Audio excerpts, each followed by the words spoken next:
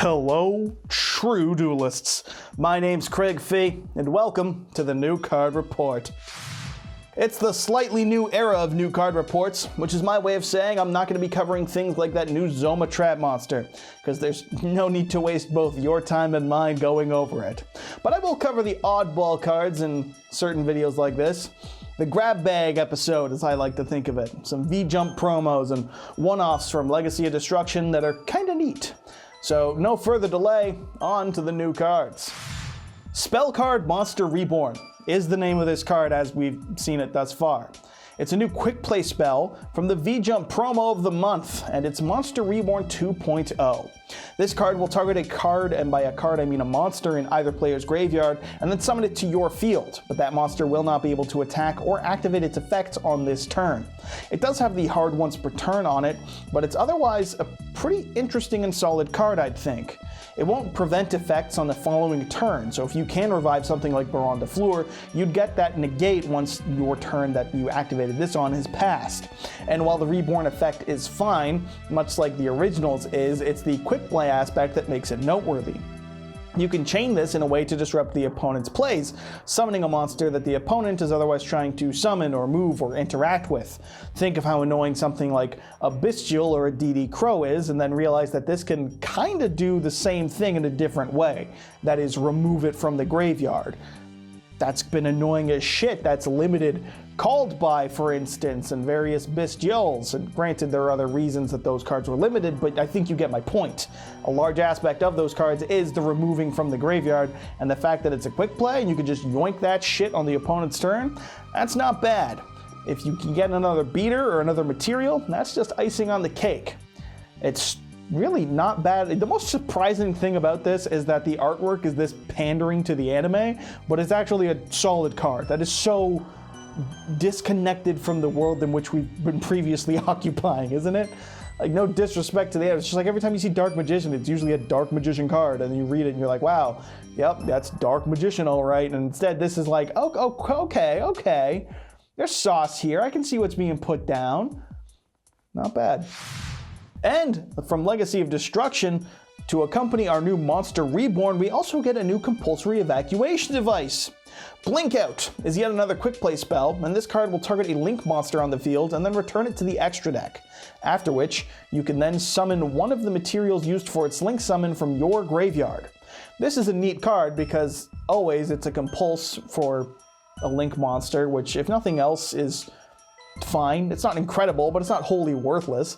Links are the most common extra deck type from what I've been able to tell, or at the very least it's not uncommon to see links, and it being a quick play makes it even better than Compulse, because if the opponent were to say IP chain and then summon an Appaloosa on your turn or something, you can just boing goes the bear. Just get that fucking shit off my field right back into your extra deck, please. That alone isn't really what makes it special though. Outing Appo is kind of just playing Yu-Gi-Oh these days.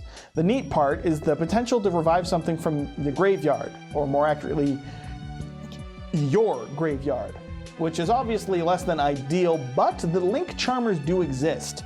In regards to the current metagame, the Fire Link 2 Hita is seeing a ton of play, along with Ash Blossom. So it's not uncommon for them to Link summon Hita, steal your Ash, and then go into something else, at which point you could chain this and then get your own Ash Blossom back since they took yours.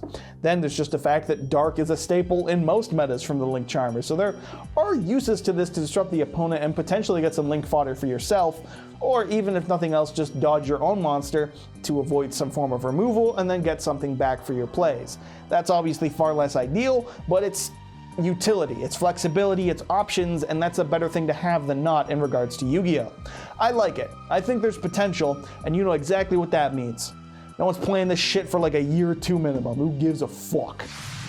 And because all we're talking about today for the most part is quick play spells, let's have Metatrionosos. So no, that's not how it's said. Metaronios. There you go. Reading's optional, kids. Who needs brain cells? This has the lovely hard once per turn and lets you target a face-up non-token monster the opponent controls, and then special summon a monster with 2 or more of the same type, attribute, and or attack from either your hand, deck, or extra deck with your monster's effects negated. And if you do, you will then negate the targeted monster's effect. Then, if the two monsters on the field have the same name, you can banish both of them face down. Most importantly is that the opponent cannot activate the targeted monster's effect in response to this card's activation. Now that's another card that's not bad, but I suppose it's really best in the mirror match, but not exclusively. This is a pretty solid way to out something like, say, Baron de Fleur, with that card being in plenty of extra decks and this serving as an out to it. It can also get you a free body if nothing else if your stats can line up. Broadly, what we're looking at here is a pseudo quick play Ice Dragon's Prison of sorts. This doesn't have any sort of Graze disruption, but it is the dreaded Speed Spell 4, and that it can't be replied to by exactly the monster that was targeted. If they have any other form of negate for it, they can absolutely respond to this. But it's cute. It's a cute tech. A potential body and or potential removal. The real question is, why won't you let me target a token? What if I'm bad and I can't out the nib token I put on my opponent's board? What if that's a fat ass token with 11,000 attack and 7,800 defense and I want it gone? Huh? What about that, Konami? Fucking cater to me. And then there's Crescent Dragon.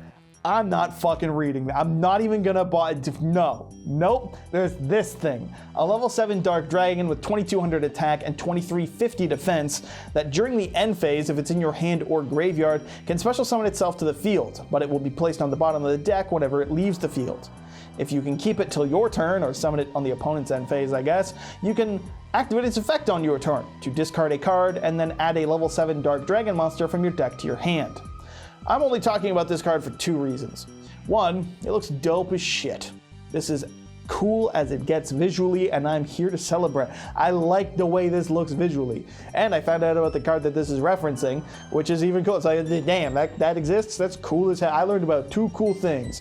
Kind of just one cool thing, repeated twice, but that's two cool things. And then, of course, there's the actual reason